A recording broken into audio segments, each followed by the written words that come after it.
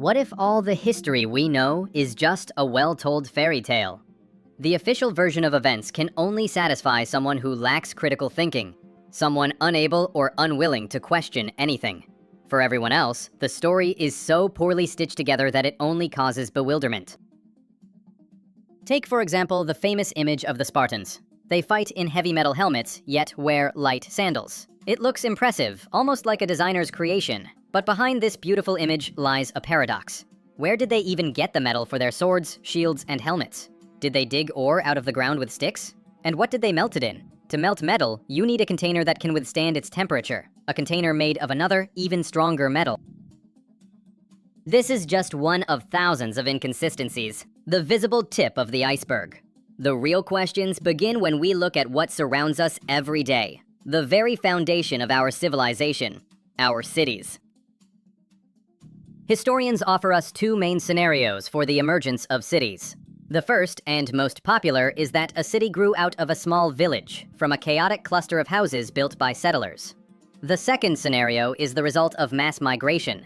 A conditional crowd of warriors, monks, or peasants in simple shoes, driven by some unknown purpose, comes from nowhere and builds a city for themselves, always complete with a massive cathedral reaching for the sky, and a magnificent theater on the main square.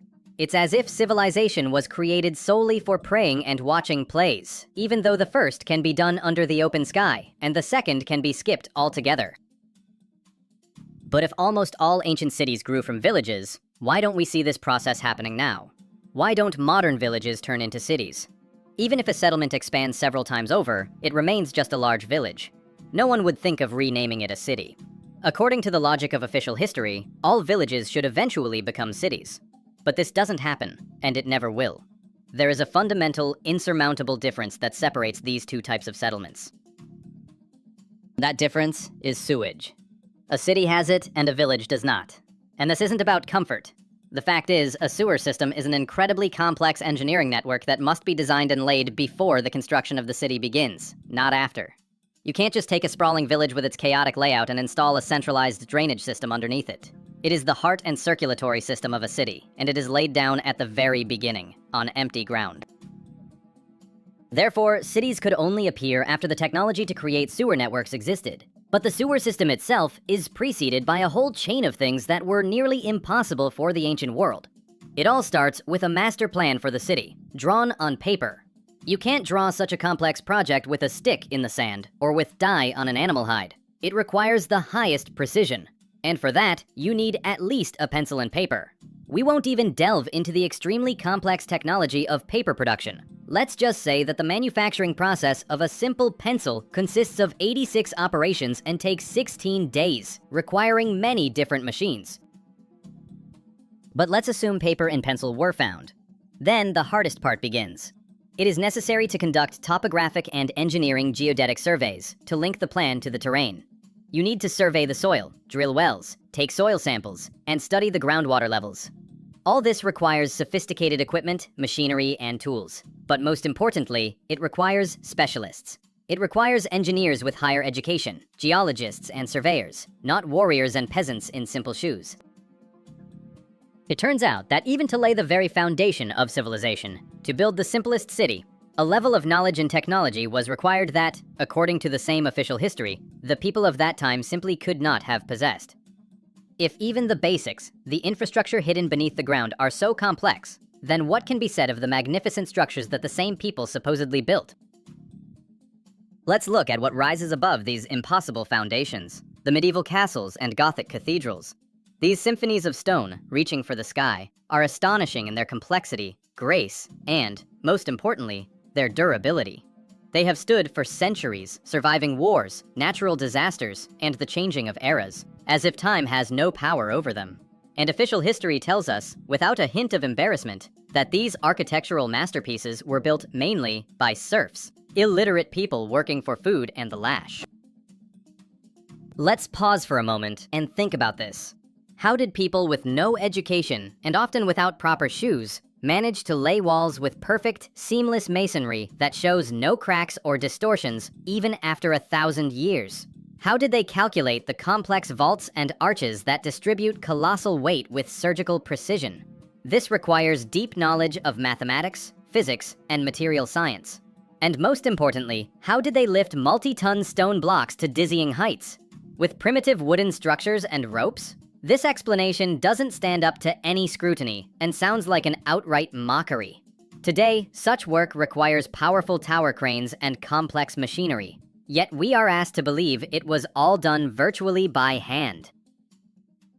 Then we are told about the construction timelines.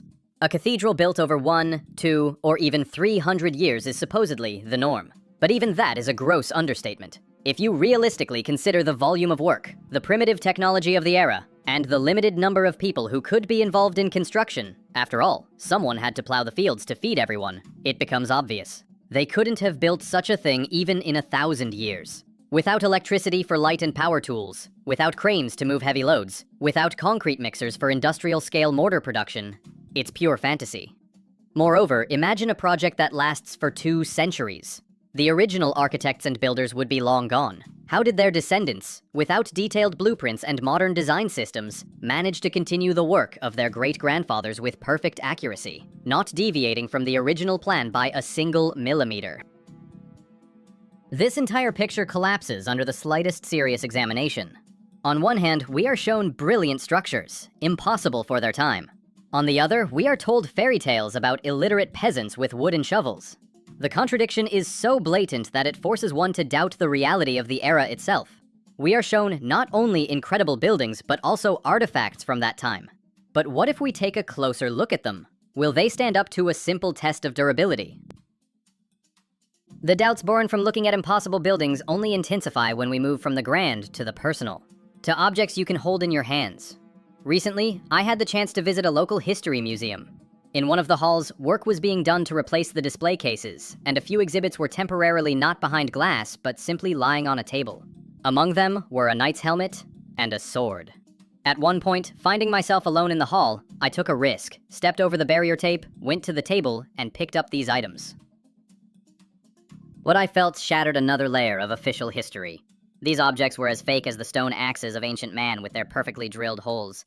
The knight's helmet was a crudely made metal bucket with slits, weighing at least 10 to 12 kilograms, or 22 to 26 pounds.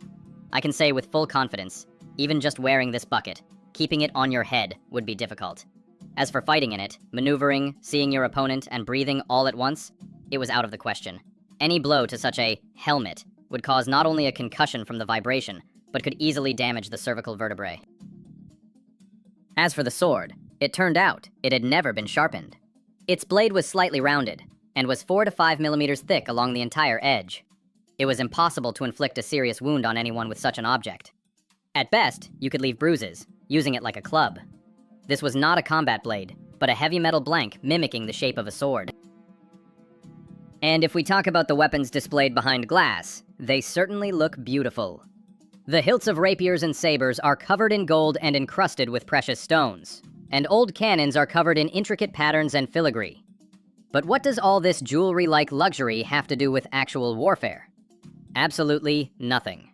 In battle, functionality, lightness, and reliability are valued infinitely more than decorative finishing. When you look at all these artifacts, you get a persistent feeling that they were made retroactively, specifically for museums. There is no other way to explain their glaring absurdity and lack of functionality. The helmets, the swords, the sabers, all of it is incredibly heavy, impractical, and completely unsuitable for real combat. This leads to a thought. Did the era depicted in paintings and textbooks ever even exist? Or was it all carefully invented and then materialized through museum forgeries, so that we would have something to point to and say, look, this is antiquity? When you start paying attention to such details, the world around you literally begins to fall apart. The weapons are toys. The armor is like a prop. If the buildings are impossible and the artifacts are fake, perhaps the historical events described in the chronicles are also just a fantasy? When the material evidence of eras, buildings and artifacts, crumbles, the last bastion of history remains. Written sources, the chronicles. But upon closer inspection, they turn out to be no less fantastical. You sit and read some ancient chronicle, and it describes events happening thousands of kilometers away, as if the author witnessed them personally. And this was at a time when the maximum speed of travel was limited by a horse's endurance. No more than 100 kilometers a day. And that's if you even had a horse and roads. 90% of the population had neither. The wars of the past, as described in these chronicles, are strikingly different from the wars of today. In the books, everything seems surprisingly simple. Generals gather great armies and march on foot to conquer entire countries and continents. Alexander the Great decided to conquer India and simply moved his phalanx across deserts, mountains, and rivers thousands of kilometers from home. Napoleon wanted to fight Russia and led his army on foot all the way to Moscow. But how? How do you supply an army of hundreds of thousands of men and tens of thousands of horses with food, water, and fodder on a months-long campaign through foreign, often hostile, and devastated territory? Modern military logisticians will tell you this task is impossible even with railways, trucks, and aircraft. Yet we are asked to believe it was done with ox-drawn carts. Even more incredible is the story of the conquistadors. A few hundred men from tiny Spain, on their flimsy wooden ships, sailed to South America and conquer a giant continent with a population of millions. And they don't just conquer it, they build cities and, along the way, teach the entire native population to speak Spanish. Just imagine the scale of that, the resources required, and the British Empire, which colonized the vast land of India, located many thousands of miles away. It also built cities there and imposed its civilization. How much cargo, people, tools, weapons, food had to be transported halfway around the world on wooden ships to achieve this? It's mind-boggling.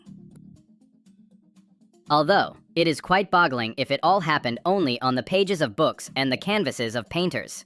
It's easy to live in an illusion where there is no friction, no material resistance, and no simple human fatigue. And what can we do in our real lives with modern technology, weapons, and resources?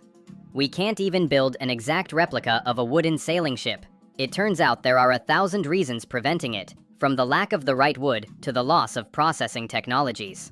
And to invade another country, subdue its people, build cities there, and force the entire population to speak a foreign language? It's laughable to even talk about. The United States, with all its military and economic power, couldn't defeat a small country like Vietnam. And how many resources and how much time does it take today to rebuild just one city completely destroyed by war? Years, if not decades. It seems we cannot bring to life that which exists so easily and beautifully in books, paintings, and movies. The real world is different. It's rough, heavy, and unyielding. All of this creates a strange, almost schizophrenic picture.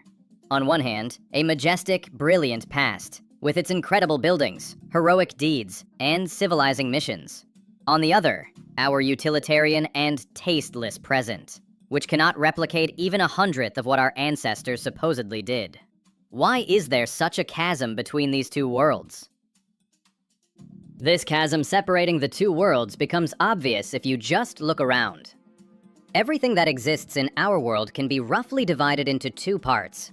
In the first part, you will find the beautiful creations of past eras, majestic monuments, wonderful sculptures, brilliant works of art, classical music, and literature.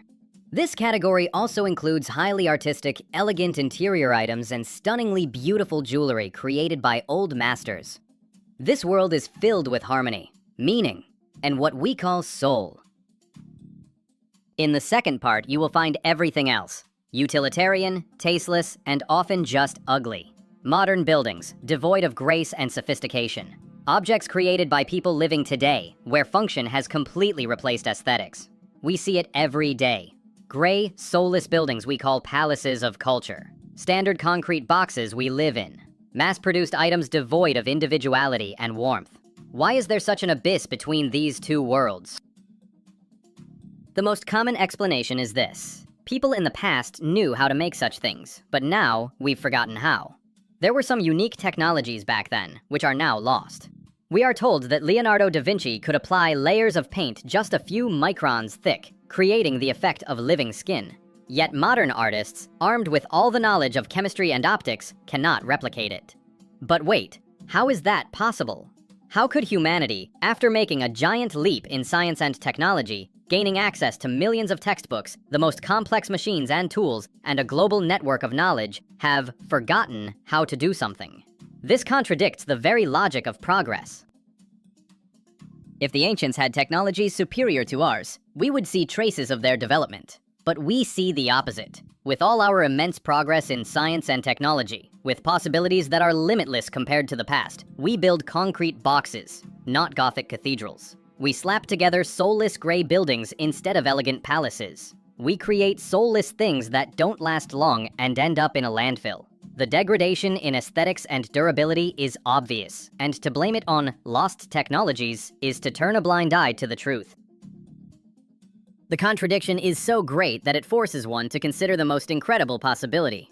What if these two worlds, the world of the elegant past and the world of the utilitarian present, are not connected by a direct line of historical development at all? What if one does not follow from the other? Perhaps the geniuses of the past were not our ancestors in the usual sense, and we are not their degraded descendants. Perhaps the very structure of time and history is not at all what we are taught. What if our world periodically resets itself, like a computer being rebooted? This idea of a reboot could explain the strange chasm between the past and the present. Imagine that our world is a kind of system that periodically updates itself. At the moment of such a reboot, everything created by man, being of no true value, imperfect and temporary, simply turns to dust. And all the magnificence we attribute to our ancestors, those same cathedrals, palaces, and works of art, is a creation of a higher order, made not by humans, but by the Creator himself. And with each reboot it reappears, revived by light in its pristine beauty. It is indestructible and immortal because it doesn't belong to our perishable world. We merely find these artifacts and invent a history for them, trying to fit them into our primitive worldview. This brings us to the ultimate philosophical question. Why was this world created at all? Most people are convinced it was created for joy and happiness. But if so, then why is this happiness so elusive? Why is human history a series of suffering, wars, and injustice? Popular culture offers us a simple answer. Some evil forces are preventing our happiness. Depending on your level of interest, these could be reptilian invaders, a malevolent demiurge, an illusory matrix, the devil, the Masons, or someone else. They, supposedly, keep us in slavery and prevent us from enjoying life. Alright, let's imagine for a second that all these evil forces are gone. We have defeated them, banished them, destroyed them, and now humanity gets everything it wants. Absolute freedom, eternal health, unlimited resources, money. What would people do with all this? The answer is obvious to anyone who knows a little about human nature. They would lounge on sofas, eat to excess, and indulge in alcohol and other substances. They would travel from resort to resort in an endless search for new sensory pleasures. They would buy everything they possibly could and drown in possessions. A complete and final degradation of the spirit. Is this what our complex and beautiful world was created for? Of course not. A place where we are tested for our strength. A place where difficult and sometimes painful trials are conducted has a name. It's a proving ground. And our Earth is not a resort or a vacation home. It's a proving ground for souls. That is why life here is so hard and sometimes simply unbearable. We are not here to enjoy ourselves, but to learn lessons, overcome difficulties, make choices between good and evil, to grow and become stronger. I once came across a saying from a wise man that struck me deeply. True good is perceived by the majority of people as absolute evil. This makes you think. What if everything we perceive as evil, illness, hardship, injustice, is actually the greatest good for us? Perhaps these are the training machines at the proving ground, designed to make our souls stronger and purer. The term proving ground seems simple, but in the original language of this theory, the word used is polygon. What if this word, like so many others, holds the key to the entire mystery of our existence? Let's break it down. The word polygon seems to us like a simple term from geometry, but its true meaning is much deeper and more unsettling. Etymologically, it comes from two Greek words, poly, meaning many, and gonia, which translates to angle. Thus, the literal translation of the word polygon is many-angled figure. But this word is not as simple as it seems. It has different, hidden meanings. And to understand them, one must explore what an angle represents in a sacred, rather than a geometric, sense. You can find a curious detail if you turn to the most ancient text of humanity. In the Bible, in the Indian Vedas, in Buddhism, everywhere there are mentions of corners, and almost always they are associated with something bad, with restriction and punishment. In the Bible, the corner is directly linked to the underworld. For instance, there are phrases about sinners being led to a dark corner of hell, where there is no light and no hope. Here, a corner is not just a part of space. It is a symbol of exile, a place of suffering and eternal darkness. The ancient Indian Vedas say that the god of destruction and fury, Shiva, was trapped in a deadly corner when his dance threatened to destroy the universe. Another text states he was confined in a shining corner of 4 sides to stop his dance of destruction.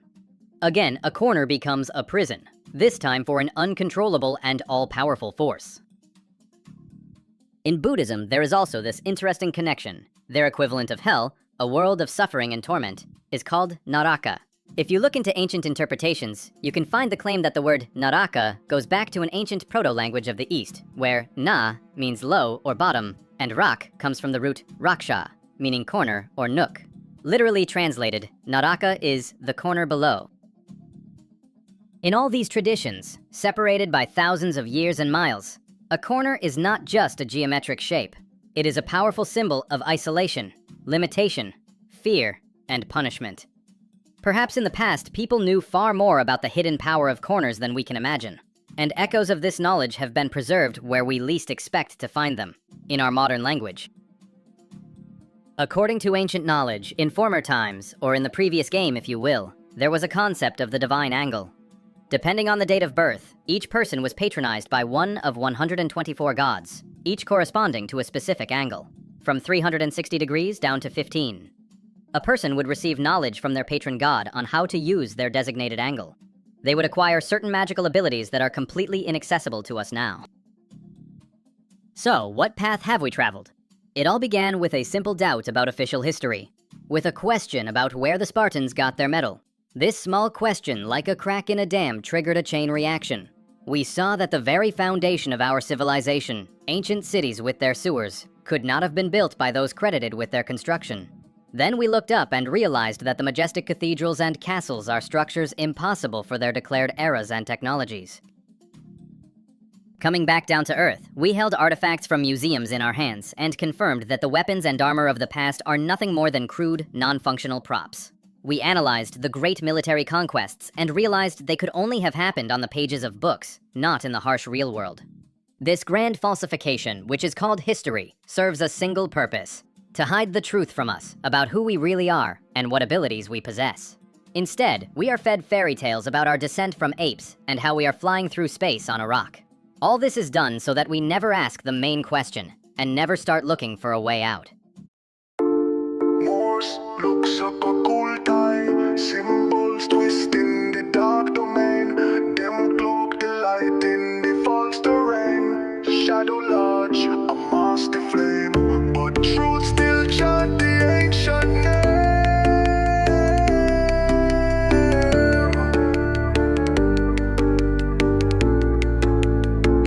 Inversus signum, reverse the clip. What was sacred now turned mischief. Lucifer looks or fall from grace. A false brotherhood take the place. Temple veil torn from within, but hidden eyes still see the sin. Umbra veritatis, the mask exposed. Arcana rites in the lodge composed. Hidden scripts under oath unfold. The Jesuit key still firm and bold. Excitata lux, let the truth be told. Umbra veritatis, the mask exposed.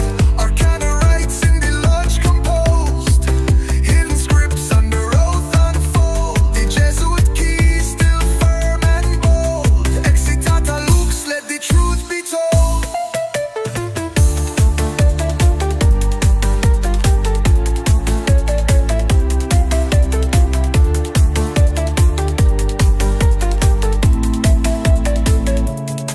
The obelisk still pierced the sky, but meaning lost in Babylon's cry.